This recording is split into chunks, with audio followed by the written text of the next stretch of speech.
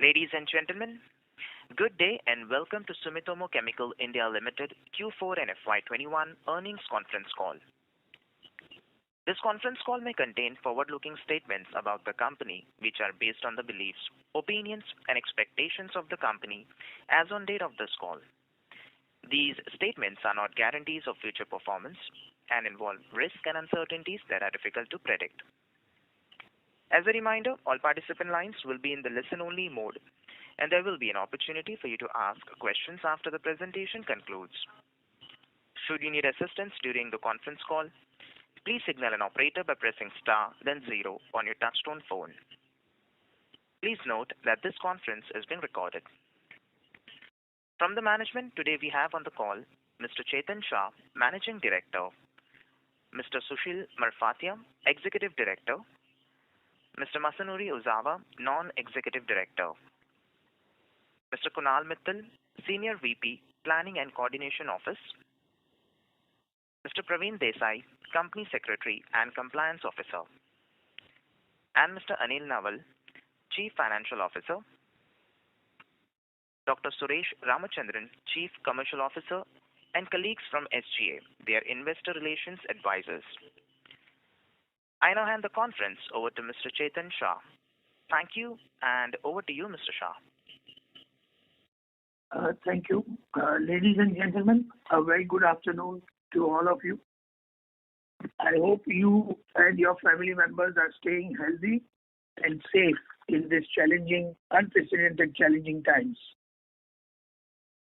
First of all, let me acknowledge the efforts of our people in midst of COVID-19 pandemic to put their best foot forward. The production team, the sales team, the procurement, IT, finance, each one of them, to overcome all the challenges and for achieving a great performance for 19-20-21. I sincerely thank each one of them from the bottom of my heart.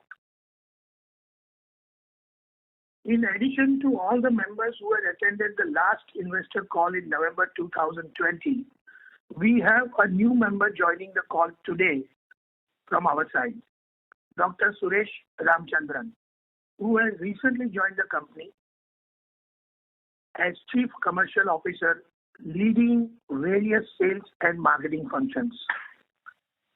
And we look forward to a great performance by him to have a new look at the marketing and to achieve what we have set ourselves out to achieve. So welcome, Suresh, and looking forward to a great relationship. Let me now give you a brief overview on the agri-inputs industry in general. The agrochemical market in India is being driven by rising demand for higher quantity and, more importantly, better quality of food, and expected to continue growing with the growth in the economy.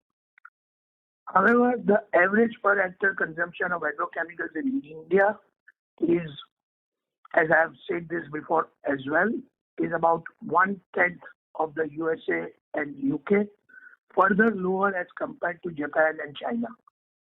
As per various estimates, adequate and proper use of agrochemicals can result in significant yield increase across major crops. Governments, and especially the Honorable Prime Minister's thrust on increasing farmers' income, is a very vital part of increasing spend on the inputs, including crop protection products. Shifting food consumption patterns and focus towards PGRs, biopesticides, biological control agents, and biostimulants have resulted in higher than industry growth rate for these categories in recent years and is expected to drive the future growth. Agrochemicals industry's capacity utilization also has seen improved performance on the back of greater domestic demand and growing export opportunities. let me now focus on current trends. We started the financial year 2020-21 with lower inventories level, and there were several supply side disruptions in the months of April, May, and June of 2020. This resulted in disruptions in production, supply chain, and logistics. However, the demand for market was strong due to favorable weather conditions and higher agricultural activities across the country. Overall impact of COVID-19 pandemic on companies' operations were minimal for the full year basis in financial year 2021. The second wave of COVID-19 in India has witnessed wider spread to rural and semi-rural areas and has impacted sales in current quarter, but fortunately not materially so far as we are concerned. Weather conditions and demand factors appears to be favorable so far. We have built a much higher level of inventories in March 2021 as compared to March 2020 to handle any disruptions and remain cautiously optimistic for the upcoming monsoon season. I would like to highlight that our business is seasonal in nature, and we should be comparing the results accordingly. For example, the first quarter cannot be compared with the fourth quarter. The second quarter cannot be compared with the first quarter, and the third quarter cannot be compared with the second quarter, and more so fourth quarter cannot be compared with the third quarter. The real comparison is from a current quarter to previous year quarter because it gives the same seasonal variations comparison. So I request everyone to take a note of this. This is my personal opinion, and we should look at our sector as a quarter-to-quarter comparison of each year rather than previous year. Thank you so much. I now request Mr. Anil Nawar, our CFO, to please take you through our consolidated financial performance. Anil bhai. Okay. Good afternoon. Financial performance. Consolidated Q4. We recorded a 20% year-on-year growth in our total revenue from rupees 447 crore in Q4 FY 1920 to rupees 534 crore in Q4 FY 2021. EBITDA came in at rupees 71 crore in Q4 FY 2021, which is up by 72% as compared to rupees 41 crore in the same quarter last year. EBITDA margin in the current quarter widened by 407 basis points to 13.4% from 9.3% in Q4 FY 1920. Profit after tax witnessed a growth of 136% at rupees 54 crore in Q4 FY 2021 as against 23 crore in the same quarter last year. PAT margin stood at 10.1%, up by 500 basis points, vis-a-vis 5.1% in Q4 FY 1920. Now, let us talk of consolidated performance for full year FY 2021. Revenue from operation in FY 2021 stood at rupees 2645 crore, up by 9% as compared to rupees 2425 crore in FY 1920. EBITDA witnessed a growth of 46% from rupees 333 crore in FY 1920 to rupees 487 crore in FY 2021. Our EBITDA margin expanded by 467 basis points to 18.4% in FY 2021 from 13.7% in FY 1920. PAT for financial year 2021 witnessed a jump of 69% to rupees 345 crore from rupees 205 crore in FY 1920. Now I request our Executive Director, Mr. Sushil Marfatia, to provide analysis of our performance. Good afternoon, everyone. As mentioned by Mr. Shasan, due to favorable weather conditions, we witness an increase in volume demand across our all products portfolio with improved price realization for some of the products.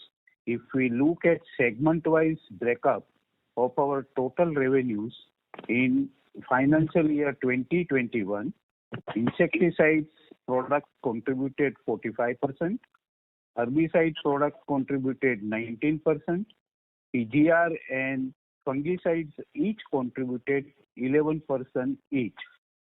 Animal nutrition and environmental health division segment contributed about 7% of the revenues.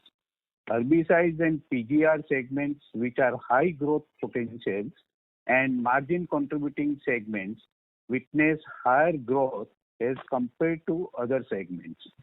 In financial year 2021, we launched 7 new products. We have similar robust pipeline of products to be launched during this year. Our team used digital marketing as a parallel and very effective support to traditional marketing system, especially for the new products launches. Among export markets, growth in Latin America market was extraordinary due to sales to our affiliates in Latin America market and increased contribution from 2% share in the total revenue for financial year 1920 to 4% share in total revenue in financial year 2021. Improvement in margin is due to multiple factors such as better price realization in some of the products, better product and segment mix like higher growth in specialty product segment, improved operational efficiencies, cost optimization and merger synergies resulted in higher margins.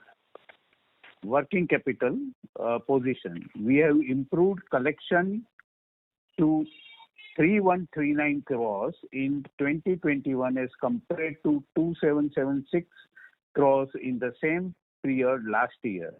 Overall receivables level in March 2021 were lower by about 11 days as compared to March 2020. The increase in inventory days was partly offset by the higher payables days. So we achieved overall decrease in the working capital cycle to 103 days in financial year 2021 from 115 days in financial year 1920. We have a cash and cash equivalent of rupees 5,320 million rupees as on 31st March 2021. Now I would request Mr. Kunal Mittal, our Senior Vice President Planning and Coordination Office, to give you more information on our CapEx plans for coming years. Over to Kunal, sir. Thank you, Mr. Marfatia. Good afternoon, everyone. As you can see in our investor presentation, which is publicly available now, we have a very well diversified platform for growth across various segments, and we are working on multiple strategies for future growth and margin improvements. This has been a continuous process for us in the past, and we plan to carry forward that particular process. Today, we would also like to give you an overview of our CapEx plans and the CapEx cycle we plan to enter into in next few years. Historically, if we look at the past trends, we have been spending annual CapEx budget of about 70 to 75 crore Indian rupees towards various regular requirements. In addition to the regular CapEx requirements, we plan to manufacture in India few of the products for our parent company SCC and our global affiliates. We have shortlisted and approved 5 proprietary products from SCC to be made in India in next 2 years. These 5 projects will require a capex of about 100 to 110 crore Indian rupees over next 2 years. And as I said, we are targeting to commercialize these products within next 2 years. These projects will be set up at our existing facilities, and the estimated margins and the financial returns of these products are in line with our current trends.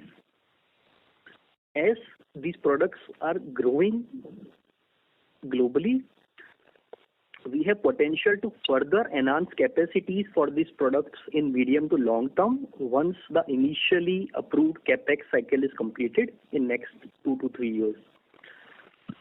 In addition to these, we are also evaluating and discussing several additional molecules and products to be manufactured in India for our parent company SCC and our global affiliates, which also includes some of our affiliates in very high growth potential geographies such as Latin America. And once any of these projects are shortlisted, these projects will require additional capex from our side. In addition to these Make in India projects for our global affiliates, our India R&D team is also working on manufacturing several additional off-patent products which will have demand both in Indian domestic market as well as from the exports market, including some of the very high growth regions such as Latin America, African markets and Asia Pacific, wherein we have a very robust distribution network. Once shortlisted, any of these off-patent additional products, these products will also require additional capex from our side to commercialize. For future expansion, as you all know, land is a very important sector, and we have recently signed and registered agreements to buy 2 additional land parcels. The first is a 20-acre privately owned land parcel adjoining to our existing Bhavnagar site, and the second is a 50-acre privately owned land parcel at a very prime location at Dahej estate within PCPR zone, which is a specific zone for petroleum, chemicals and petrochemicals investment companies. As part of our company's digital transformation journey, we have also implemented an advanced fully integrated SAP system, SAP S/4HANA, across the entity. This will enable greater integration, efficiencies and synergies across the organization and is expected to provide long-term benefits to our company. The system would also enable advanced data analytics, integrated business planning, timely system-driven interfaces to our distribution chain in near future. With this, I would like to take a pause and I will request and invite Dr. Suresh Ramachandran, Chief Commercial Officer, to share his thoughts. Thank you, Kunal. Thanks, everybody. Good afternoon, everyone, and thanks for joining the call today. As introduced by our Managing Director at the beginning of the call, Mr. Chetan Shah, I've recently joined Sumitomo team. I come from the same industry, with an experience of more than 20 years in both multinational companies as well as domestic companies. I see our company, Sumitomo, having significant growth opportunities. As you would have seen in the investor presentation, our wide and varied portfolio of generic and specialty products, different teams managing different sets of products, a significant and robust channel and farmers reach through our sales team, marketing team on the ground, manufacturing footprint that's present in a robust manner, our R&D capabilities, plus direct or indirect presence, either we ourselves operate or through our parent company subsidiaries in many parts of the world, and our ability to export from Indian market, from Indian manufacturing, on support from the headquarters, Japan, puts us in a unique position in the Indian agrochemical industry. With regard to the near to midterm focus for Indian business, I would like to point out a couple of areas which we are working on heavily. Number one, successful launch of the pipeline products. From a sales and marketing side in the domestic market, we are expected to launch about 4 to 5 products in different segments in the coming 3 to 12 months time period, subject to all regulatory approvals.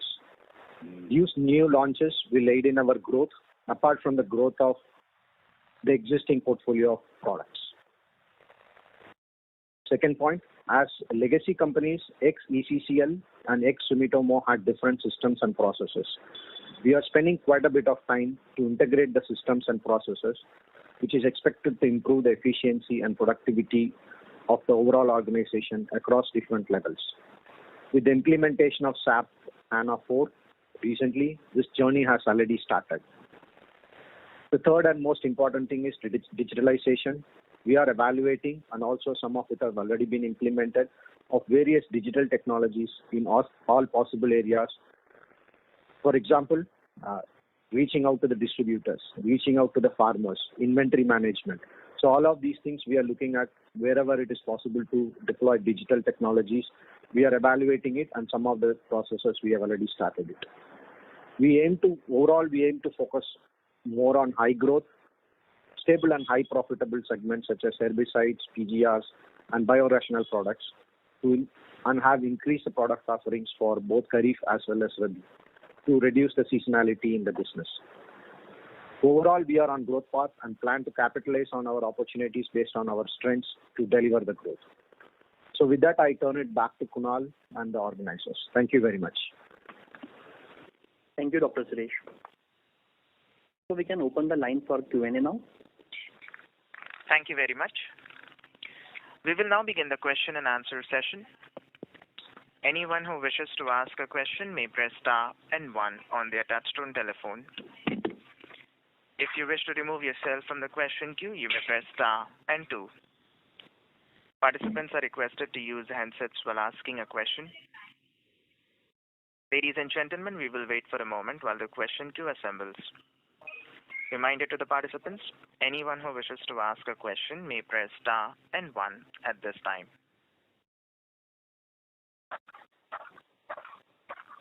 The first question is from the line of Rohit Nagraj from Sunidhi Securities. Please go ahead. Thanks for the opportunity and congrats on good set of numbers. So my first question is in terms of the growth strategy for 5 new products. So could you give a little more information? Are these patented products? How has been the current sourcing for these, and who else was competing with us, for getting the outsourcing opportunity from our parent? Thank you. So all these products are proprietary products of Sumitomo Chemical Japan. Nobody else were manufacturing them. The source is being changed from Japan manufacturing to India manufacturing. So, and also these products can go globally. Suppose if product X out of these 5 was being exported from Japan to other countries, now it will be manufactured in India and exported. So, to what extent, whether we can fulfill the demand of the entire globe, that has to be seen. But I know one product which we are going to manufacture will not meet the demand of the entire globe. So that is where Kunal had said that in this type of products we have opportunity to even further grow by enhancing the capacities. And certain products will be limited to what capacities we are planning, and that will be manufactured from India and exported to various countries. Yeah, got that. Understood. So just a concurrent question to this. So in terms of margins, you have indicated that margins will be similar. And is there any definitive growth plan in terms of product introductions over the next 3 to 5 years? So from our parent, we have got a mandate that, okay, we will be doing, say, 2-3 products every single year. And accordingly, we are also envisaging the growth, and we are making the investment in land as well as the infrastructure. And are these facilities dedicated for these 5 products, or these can be fungible depending on how the growth of these products pans out over the next 3-5 years? Thank you. Okay. So these 5 products which we have planned now, currently, they all will be manufactured at 2 of our existing sites. So these new land acquisitions are not part of these 5 products. But with these 5 products getting into our 2 existing facilities, I think we would have exhausted our land parcel on these sites. And that is the reason why we have acquired new land parcels. for the future growth. So, as for example, if we talk about our own R&D products of patented products to be manufactured, that is being planned out in the new sites. Similarly, if we want to manufacture some intermediates or we want to backward integrate some of our processes, they all will happen on these new sites. So that is the planning. But 5 existing products, we have fitted it in our existing sites. Right. So the second question is in terms of R&D. You just touched base upon it. So how are we placed in terms of our current R&D activities? So is it predominantly to introduce the newer formulations and or probably the process improvement for the new products that are going to come from our parent or anything else? And in terms of strength, in terms of the infrastructure, how is it currently? Thank you. Yeah. So, see, our R&D facilities are one of the best for formulation development, without any doubt. We have created many new formulations, including one which we will be launching in the month of July this year. And also for technical, as you very correctly said, the efficiencies improvement, the off-patent material to be manufactured economically in our plants. These are the activities which our R&D is very good in. And out of this off-patent products, we are 3 of the products are already cleared for pilot plants, all very, very successfully. And we are looking forward to those products going into commercial production. Thank you. Mr. Nagaraj, may we request that you return to the question queue for follow-up questions. Thank you. Ladies and gentlemen, in order to ensure that the management is able to address questions from all participants in the conference, please limit your questions to 2 per participant. Should you have a follow-up question, we would request you to rejoin the question queue. The next question is from the line of Manish Gupta from Solidarity. Please go ahead. Thank you for the opportunity. I had 3 questions, sir. The first question is that these 5 new products that you are launching and the exciting vision you've laid out for new products that will come in. Is there a thumb rule one can use roughly of what revenue one can earn on such products, say over every 3-year period once the product scales? That's the first question. The second question is that given that these products are coming on the back of your global R&D investments, would the gross margin on these be higher than what the gross margin on the portfolio is at present? And the third and final question is that last year, because of COVID, did we actually see a decline in our marketing expenses over the previous year? Thank you. Yeah. So, I may not be. I will answer all your questions in the same queue as you asked, but I'll answer your question overall. See, these products which are being manufactured or which we have decided to go ahead to set up the plants and manufacture. These are all very, very good products. Somehow we know the chemistry. We have worked very hard to improve the process and efficiencies. And this main product which we are going to manufacture, chlorthalidin, which is we have achieved a 99% plus purity. All these products, the revenue in any chemical industry, as you would know, if it is 1 to 1.5, it is very good. 1 to 2 is very, very good, and anything about 2 is excellent. So our aim is that we would like to have the revenue out of this products in excess of 2 to the investment. And as far as the margins are concerned, we will endeavor. There are many things that go in, many things, and please understand that at the end of the day, when we sell that product, we have to be competitive, and we have to give the product to the customer at a competitive price.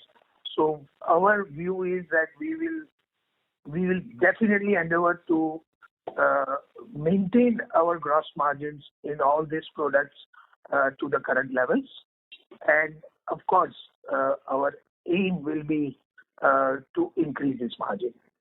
And your question regarding COVID, was it? I'm sorry. Yes. Marketing expenses, whether the marketing expenses were lower because So your COVID question was related to marketing expenses. Yes, of course, the marketing and traveling expenses were lower in the last year. However, if you see, there are some COVID-related expenses which has also gone up. Now, I mean, just to give you a few examples, I mean, we, our philosophy that we rate safety to our people and to our plant as a very, very important thing. And in order to maintain the safety of our people, we had to incur many additional expenditures which we normally would not incur, like transportation of each and every worker from the place of residence to a factory, maintaining the social distancing in the vehicle, etc., etc. To avoid the crowd or people at one point of time at the lunch hour or dinner hour, we had to create many additional, lunching and dining facilities in our plants. We have taken care of our people, COVID medicines, COVID, related, if somebody gets hospitalized or somebody, we have taken care of each and every person. So, having said that, but yes, fundamentally, marketing expenditures were at a lower side. However, our digital expenditure or digital marketing expenditure were more as compared to the previous year. Thank you. Thank you. The next question is from the line of Ankur Periwal from Axis Capital. Please go ahead. Hi sir. Congrats for a good set of number and thanks for the opportunity. So couple of questions. So, one on the CapEx side. Now, you did mention, the normal CapEx of 70, 75 and this, the additional CapEx for the exports opportunity. Given that these products are, already there operational, will it be fair to assume that whenever the plants get commissioned, let's say over 2 years, the ramp up here will be much faster?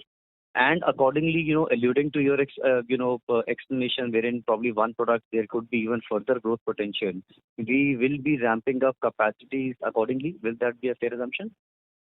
Yes, it would be. Great. And sir, this capex of 70-75 is largely for the generic portfolio that we have for the domestic market. Yes. That run rate remains as it is. That remains as it is because there is a constant improvement on efficiencies and expanding capacities of certain molecules where we see demand higher or some export opportunities of those products, etc. So that capex will remain. Sure. So where I was coming from was, your commentary of adding, let's say, 4 to 5 products, more or less, on an annual run rate. So this incremental capex will be suffice to address the existing portfolio as well as these newer products which come up. So 70 to 75 crores rupees we are keeping for existing products, and around 110 crores rupees is for these new 5 products.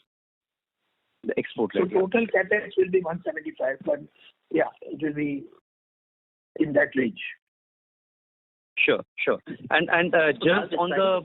Ankur, hi, Kunal this side. So on this question, basically what Shashank just now explained is about the products wherein we are required to create manufacturing capacities, wherein these investments are going. In addition to this, these 4 or 5 products which you plan to launch in the market, which Dr. Suresh explained, Generally, for these products, we do not require large capex because we have the capacities within the groups across the globe. So these are the products wherein formulation capacities are already there, and this model of our part of the business doesn't require large amount of capex from our side to ramp up the volumes and grow in the Indian domestic market. I'm sorry, I thought that you are asking for a capex for these 5 new technical products which we are going to manufacture for exports. If your question was related to the formulation or the new products introduction of formulation in Indian market, then we have got enough capacities to handle those products at a high volume. And even the existing products which go up, we only have to have a very small balancing capex, which comes out of that 70-75 crores. In any case. So it's a part of that. Yeah. Yeah. Okay, fair enough. That thanks for the clarification, sir. And just last thing, in the commentary we did mention, share from LATAM increasing. And given that the global parent entity expansion there in LATAM through NU Farm, will it be fair to say that those global synergies which we were expecting to play out are now sort of scaling up? And there is, let's say, arguably a shift from China to India happening there, or is the current portfolio which is gaining penetration into the international market? No, I think the shift up from China to India is a different subject and different topic altogether. But yes, I think what Japan is seeing, in my opinion, is our capability to manufacture in a good manner quality products, and our capability in even enhancing the efficiencies in those products. So as I gave an example that clothianidin, we have created or we have worked a process and efficiencies to such a great extent that it is working out very well. And from say our 350 tons of capacity which we are putting up, probably in the second phase we can go to 700 tons. And just to add here, I think to what the comment Shashank mentioned, I think as you rightly mentioned that the growth in Latin America is playing out for us, and this is a factor of multiple strategies. And last year in financial year 19-20, our total revenue to Latin America was 2% of our total revenue of the company, and in financial year 2021 that has become almost like 4%. So it has increased significantly, and as a trend, yes, we see significant growth coming from the Latin America geography on backup of some of the existing products and some more registration which are under pipeline, and we are expecting to receive regulatory approvals in next few months or years. And with that, I think that kind of a trend in the growth for Latin America as a focus market is likely to continue in future. Thank you. Mr. Periwal, may we request that you return to the question queue for follow-up questions. Ladies and gentlemen, please limit your questions to 2 per participant. Should you have a follow-up question, we would request you to rejoin the question queue. The next question is from the line of Swati Hero from Ratnavali Investments. Please go ahead. My first question is that do we pay any royalties to Sumitomo Japan right now? No, we don't. And we don't see it even for the future products. Okay. And my second question is regarding this continuing conversation on Latin America. So Sumitomo Japan in their presentations mentions this opportunity to be northwards of 10,000 crores. And by the numbers that you just mentioned, our current contribution is roughly 100 crores. So I just wanted to understand, so a few years down the line, where can we see this number reaching to? No, so see, what figure you are talking about is of Sumitomo's acquisition of New Farm in Latin America, and what is the upside over there. Now that upside is basically for because of a new launch by Sumitomo of a product, brand new product, patented product that is likely to be marketed during this financial year, and they see a very big opportunity of that product. Now, if you say that what is the benefit that India we can derive out of that product, directly none, but indirectly because we are manufacturing a fungicide which goes as a combination product, combination to this new molecule, we will have a huge opportunity of exporting our tebuconazole to Latin America.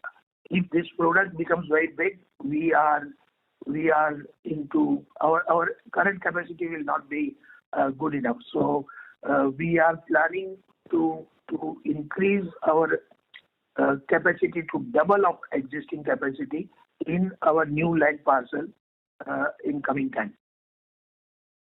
Thank you. Ms. Heru, may we request that you return to the question queue for follow-up questions. Thank you. The next question is from the line of S. Ramesh from Nirmal Bang. Please go ahead. Good evening and thank you very much.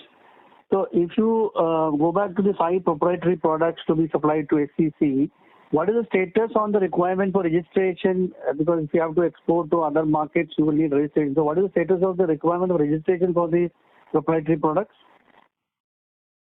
Yeah, so for export registrations, there is no long timeline. We can get the registrations of these products within a period of 4 to 6 months, and also 2 or 3 of these products which we are talking about, we already have the registration in place. Okay. And the second thing is, can you give us some sense in terms of what is the kind of market opportunity you see for these 5 proprietary products and outside of the supply to SCC, and what is the kind of number you are working with, to supply to other markets? No, I think these are all proprietary products of Sumitomo. So we will supply to the customers of HCC Japan or under their wings or under their roof. Only we can seek the new customers. So our basic role will be to manufacture and supply to various Sumitomo companies. Thank you. Mr. Ramesh, may we request that you return to the question queue for follow-up questions. The next question is from the line of Saurabh from AMSEC. Please go ahead. Saurabh, please go ahead with your question. Your line is in talk mode. Yeah, thank you for the opportunity. So the first question is on these 5 products. So what is the timeline by which these products will start contributing to the revenue? And will it be in a phased manner, and by when we can reach the 2x kind of asset turnover? Yeah, so one of the products I think we are planning to launch by early 22, maybe by second quarter 22 or first quarter 22. And the remaining products will be also in, say, by end of 22 or beginning of 22. Okay.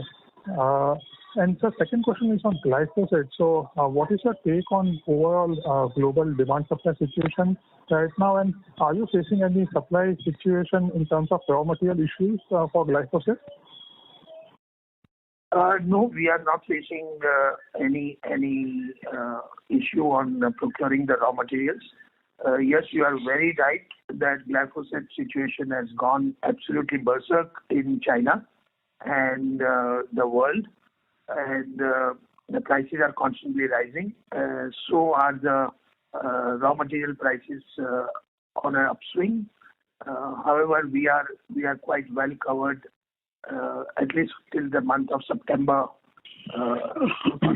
1, we don't see any problem, and we have not faced any problems in getting our raw materials, even for fresh orders. Thank you. Mr. Saurabh, may we request that you return to the question queue for follow-up questions. Ladies and gentlemen, please limit your questions to 2 per participant. Should you have a follow-up question, we would request you to rejoin the question queue. The next question is from the line of Jay Shah from OHM Portfolio Equity Research. Please go ahead. Hi, thank you for the opportunity. I had a basic question on your exports to Sumitomo. Are these exports at some kind of a contractual fixed pricing, margin, or cost plus? And secondly, when I look at your domestic business, which is essentially B2C, is it right to think that the domestic business, because it's B2C and retail, would have more gross margins and perhaps EBITDA margins than the export business, which is B2B?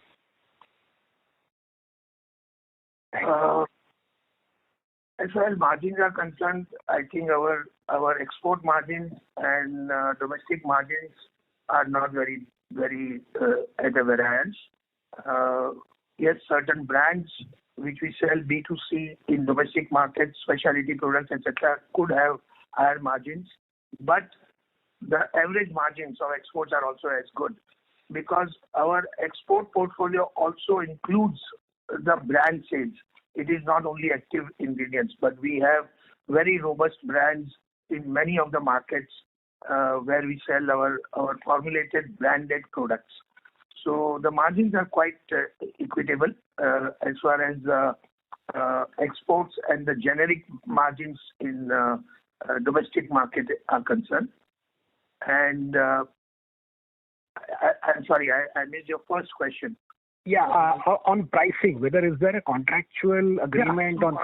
So this is actually not on the basis of the model of contract manufacturing. What we do is, we through our capability of production of quality product acceptable to HCC Japan, and then the pricing has to be on arm's length and on the basis of global demand and supply and global prices. So that's why I said earlier that we have to be competitive. Okay, and when you talk about margins on exports and domestic, you're referring to gross margins or EBITDA margins?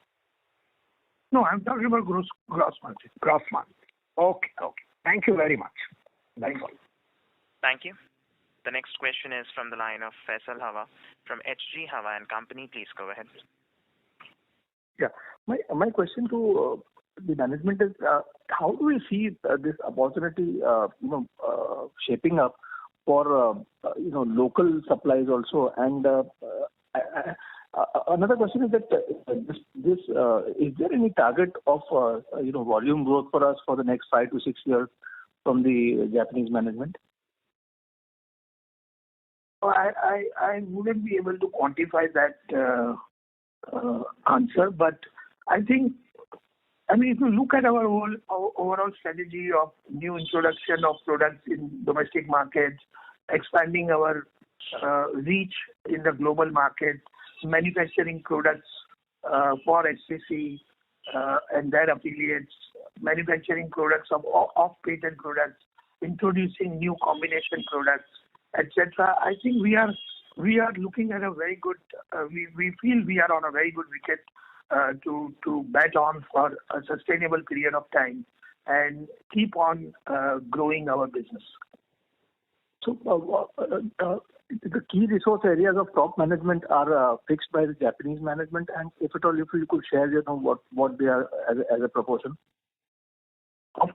Sorry, I couldn't hear you well. Are the key resource areas of the top management fixed by the Japanese management? And if at all you could share, what would be a large percentage of those key resource areas?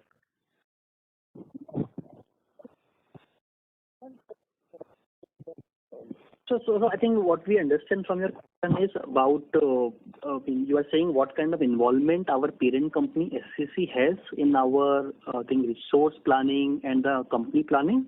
So yes, as a parent company, we are distributing several of their proprietary molecules in India. So to that part of the business, they have a much larger integration in terms of sharing the global knowledge and the technical know-how of their products and also a lot of other sectors. And it is a more in-depth relationship. As far as our other businesses are concerned, which are off-patent segments, so that is a business which are largely independently run from the Indian management side. If we talk about our overall resources from SCC side, there is a lot of guidance, support, and the global know-how which is available to us to access. But at the same time, it is all on the advisory and in a manner which is, I think, in the best interest of the Indian company, being an independent listed company, being run and managed by its independent board. No, also, I may add over here. I mean, to be very, honest, I think the parent company has given us enough freedom to grow, and they don't interfere in our day-to-day management decisions, etc. But we are very, very happy that if we need any advice or guidance, they are always available. And without a blink of an eyelid, we get immediate response from them to support us. So it's a very good situation to be in, where we have our freedom to manage. At the same time, we have this comfort at the back of our mind that if we need any help, we can always go back and check back with them. Thank you, Mr. Hava. May we request that you return to the question queue for follow-up questions. The next question is from the line of Rohan Gupta from Edelweiss. Please go ahead. Hi, sir. Good afternoon, and congratulations on a very strong set of numbers in the current scenario. Sir, two questions on my side. First is on this 5 products which you have got on that itself. You're talking about roughly 100 to 110 crore kind of investment which would for this in next couple of years and a revenue potential of 200 to 250 crores. I assume that given the 5 products, which I believe that given the SCC parentage and their global presence, it will be a large size opportunity. But it seems right now that each product is hardly 30 to 40 crore rupees kind of revenue potential with a 200 to 250 crore kind of revenue. So just want to understand, sir, that this is just from the parentage or from the SCC is it just initial opportunities where they want to test our capabilities and then our execution capabilities, and there is a lot more to be unearthed in the next 3 to 4 years period of time, or you see that the opportunities are limited and they have multiple suppliers and there are many chemical manufacturers, so opportunities can go to anywhere. Thank you. I think your question and answered both at the same time. Yes, you are right. I think there are a lot of opportunities, and if we produce these 5 products and supply to Japan in a satisfactory manner, I think the opportunities are many. And as I said, even the opportunities of expanding our existing tebuconazole capacity, etc., is very huge. It is, as I said, it is double. We are already we are thinking of putting up a 1,500 tons additional plant capacity for tebuconazole, and this all will go in if we have the successful launch, which I'm sure we will have of this new proprietary product of SCC Japan, which is called Indiflin, and we are also banking very, very high on that. So I think there are many opportunities. This is just a startup. This is just a kickoff, and I think we'll see many more products coming in. Thank you. So second question, and I'll come back into for any follow-up questions. Sir, in the same line, it says that we have roughly 500 crore rupees kind of cash and investments in pocket right now. Next year, we are going to have once again a strong cash flow generation, given your capex will be hardly less than 200 crores. So, are you seeing that there is a huge investment opportunities are there in this manufacturing of the chemicals and the intermediates for the global players, for the global parentage? And can you give some broad idea if you have worked on if your internal team has worked on that in next 4 to 5 years, where you see that the investment in this outsourcing opportunities can be made? Any ballpark number on that, if you can give, not for next year, I'm talking about next 4 to 5 years. Yeah, so next 4 to 5 years, we have many ideas to invest this money, and I hope that in next 4 to 5 years, we also have an opportunity to buy some company where we can fill up the gap of our portfolio, or which can enhance our performance. That opportunity also will be there. There are many opportunities in even digital marketing or new startups or new technologies. We'll also be looking at that. And I think in next 4 to 5 years, if you are talking about, then there will be many opportunities in terms of not only the capital expenditure capability, but also that is a good enough time period for registration, gestation all over the globe. So yes, we are looking at. Thank you. Mr. Gupta, may we request that you return to the question queue for follow-up questions. The next question is from the line of Akash Manghani from BOI AXA Mutual Fund. Please go ahead. Yeah, good afternoon. Can you hear me? Yes. Yeah, so my question is on similar lines as for the one that Rohan asked on the engagement size of Sumitomo Japan. I think you answered that. The second one is, in the opening remarks, you talked about margin drivers and reasons for better margins over the last 1 year. So I saw that you've achieved 18% EBITDA margin in FY21. Could you talk qualitatively as well as if you can give some numbers around over the medium term, say over the next 2 to 3 years, what initiatives is the management taking to increase the EBITDA margin trajectory from here, and where could this number stabilize at? Could it be in the range of 20-21% or lower, higher over the next 2 to 3 years? Your thoughts on that? Well, once you have achieved some landmark, I think it is very difficult to go down that landmark. It can only go up. Sorry to interrupt you, sir. We are not able to hear you clearly.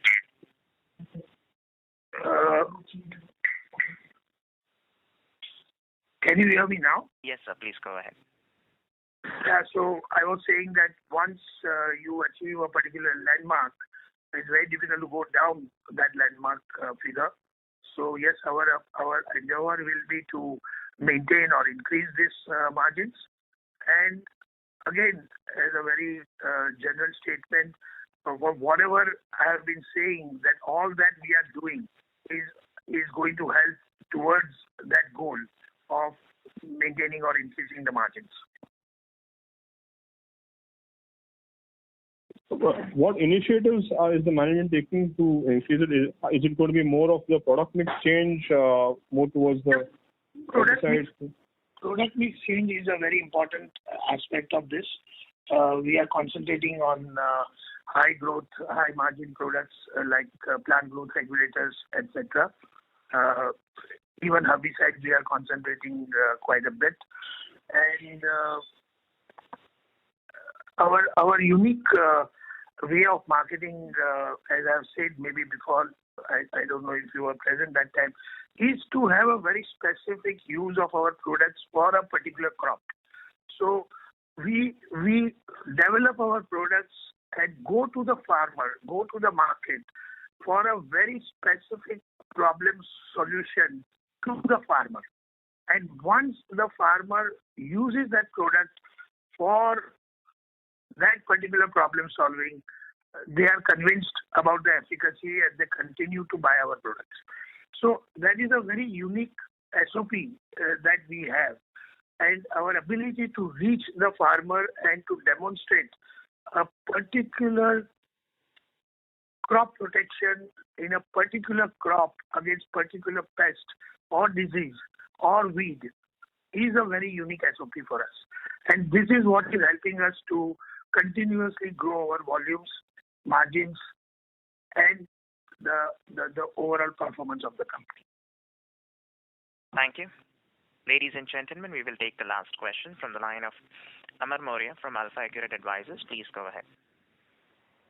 Yeah, so thanks a lot for the opportunity. Am I audible? Yes. Yeah. So, sir, first question is, the capacity expansion of the chlorpyrifos and the tebuconazole, is it ready, and was there any contribution in the 21 as the overall 21 revenue was degrown in terms of the export? Number two, what would be the size of these 5 molecules at the parent level in terms of the formulation and technical? And number three, what kind of the export and domestic revenue mix we target in next 3 to 4 years? We don't look at the target for export versus domestic or what should be that ratio. We want to grow both. So depending on the registration circumstances, maybe 1 year export will grow, more than the domestic. Another year, domestic can grow more than the export, because it depends on the dynamics of registrations in various geographies. So it's very difficult to say that whether we are aiming at that we want to be, instead of 20%, we want to have 30% export. No, but we want to grow overall, that is for sure. And the growth pattern or the growth plan has been set up in such a way that at a particular given point of time, exports can grow, because we have got new registrations in global market.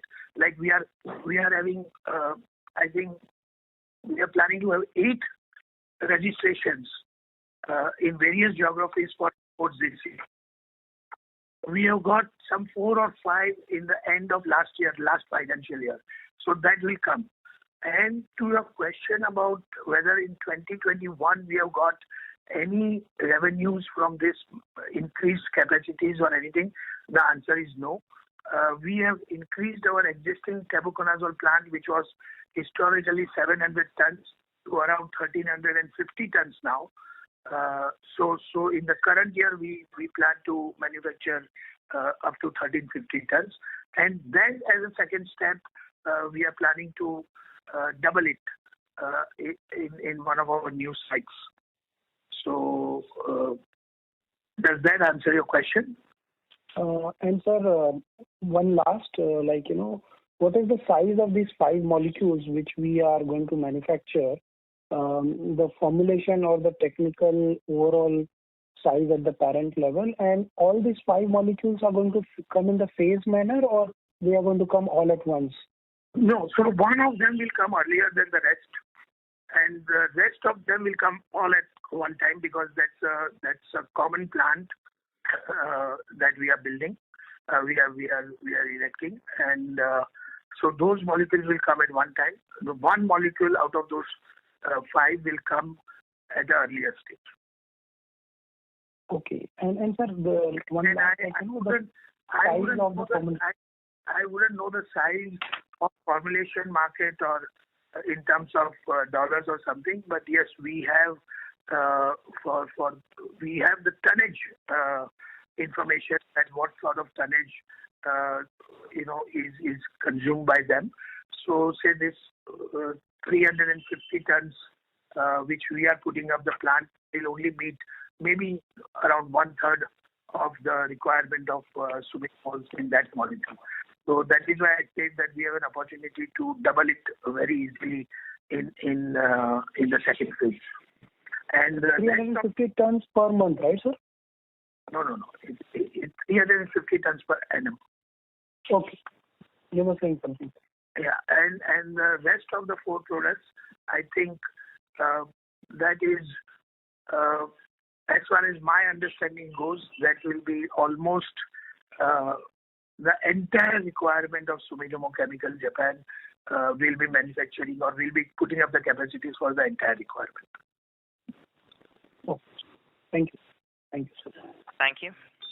Ladies and gentlemen, due to time constraint, we will take that as a last question. I would now like to hand the conference over to Mr. Masanori Ozawa-san for closing comments.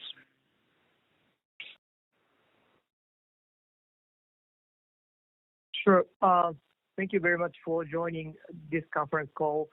As a promoter of this, company, Sumitomo Chemical India, we are happy to see the results of fiscal year 2020. And like Shah-san mentioned, we are maintaining a very good relationship between Sumitomo Chemical India and Sumitomo Chemical Tokyo by exchanging the views and then sharing the values, and also exchanging very open